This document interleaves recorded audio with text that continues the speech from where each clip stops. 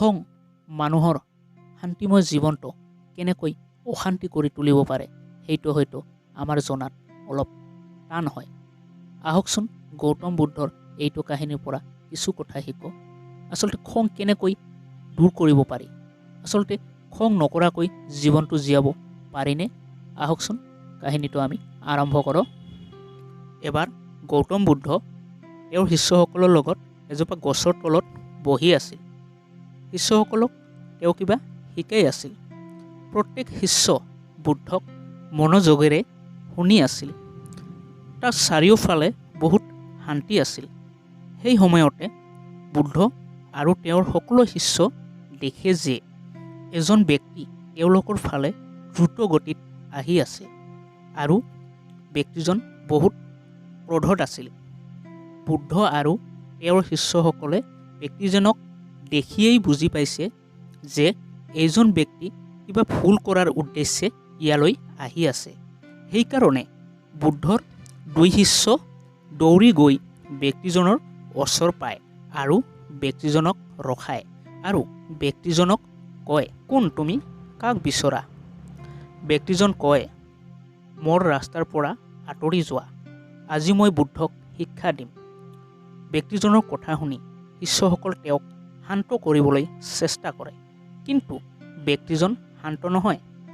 বুদ্ধ ব্যক্তিজনক দেখে আৰু হাঁহি দিয়ে আৰু তেওঁৰ শিষ্যসকলক কয় যে তেওঁক ইয়ালৈ আহিব দিয়া, তেওঁ মোক কিবা ক'ব বিচাৰি আছে।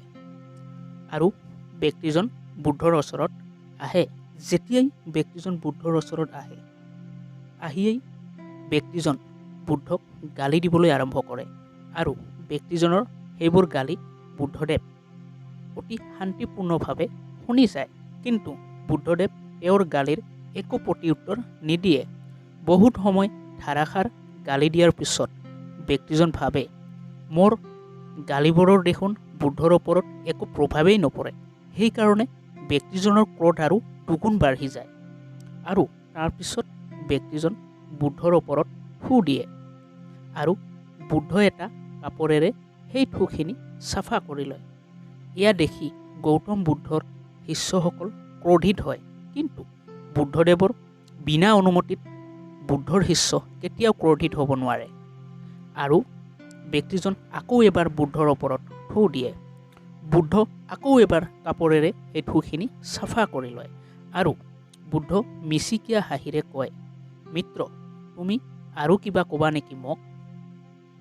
যেতিয়া ব্যক্তিজন বুদ্ধৰ এইটো কথা শুনে, ব্যক্তিজন একো উত্তৰ দিব নোৱাৰে আৰু ব্যক্তিজন গুচি যায়।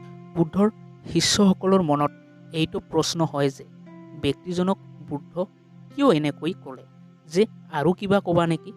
তাৰপিছত এজন শিষ্য বুদ্ধক প্ৰশ্ন কৰে যে আপুনি কিয় ব্যক্তিজনক তেনেকৈ ক'লে? তেওঁতো আপোনাৰ অপমানহে কৰিব আহিছিল, আপুনি তেওঁৰ অপমান দেখা নাই নেকি?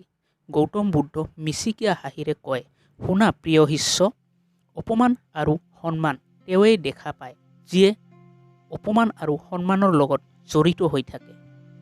মই এইবোৰৰ পৰা ওপৰত উঠিছ, এইকাৰণে না অপমানে মোক আমনি কৰে না সন্মানে মোক আনন্দিত কৰে।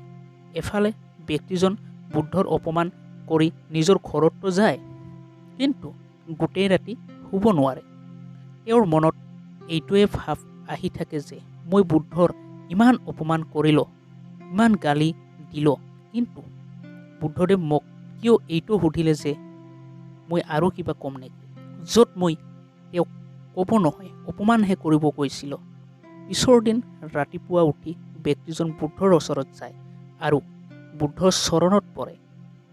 শিষ্যসকল এয়া দেখি আচৰিত হয় যে যিজন ব্যক্তি যোৱাকালি বুদ্ধৰ ইমান অপমান কৰিলে আৰু আজি আহি তেওঁ কান্দি আছে আৰু বুদ্ধৰ চৰণত পৰিলে। বুদ্ধ ব্যক্তিজনক উঠায় আৰু কয়, মিত্ৰ, তুমি আৰু কিবা ক'ব বিচাৰি আছা নেকি? তাৰ মাজতে গৌতম বুদ্ধৰ শিষ্য এজন কয় যে বুদ্ধ, কালিও আপুনি এনেকৈ কৈছে আৰু আজিও আপুনি এনেকৈ কৈ আছে, ইয়াৰ কি অৰ্থ বুদ্ধ? কৃপা কৰি বুজাই দিব নেকি? গৌতম বুদ্ধ কয়, শব্দ অসমৰ্থ হয় কথা কোৱাৰ বাবে। কালিও এওঁ মোক কিবা ক'ব বিচাৰিছিল, কিন্তু শব্দ অসমৰ্থ আছিল। সেইকাৰণে ক্ৰোধত মোৰ ওপৰত থু দি ক'ব চেষ্টা কৰিছিল আৰু আজিও শব্দ অসমৰ্থ। ইয়াৰ চকুপানীয়ে কয় যিটো ক'ব বিচাৰি আছে। ব্যক্তিজন কয়, বুদ্ধ মোক ক্ষমা কৰক, মই আপোনাৰ অপমান কৰিছোঁ। আৰু বুদ্ধ কয়, তোমাৰ ক্ষমা বিচৰাৰ কোনো প্ৰয়োজন নাই। ক্ৰোধত তুমি যি কৰিছা তাৰ কষ্ট তুমিয়েই পাইছা। আনৰনো কি লোকচান কৰিছা? বুদ্ধ তেওঁৰ সকলো শিষ্য আৰু মিত্ৰজনক কয় যে ক্ৰোধ সেই জ্বলি থকা আঙঠাৰ টুকুৰাৰ দৰে, যিটো আমি নিজৰ হাতেৰে ধৰো অন্য লোকৰ ওপৰত দলিয়াবলৈ।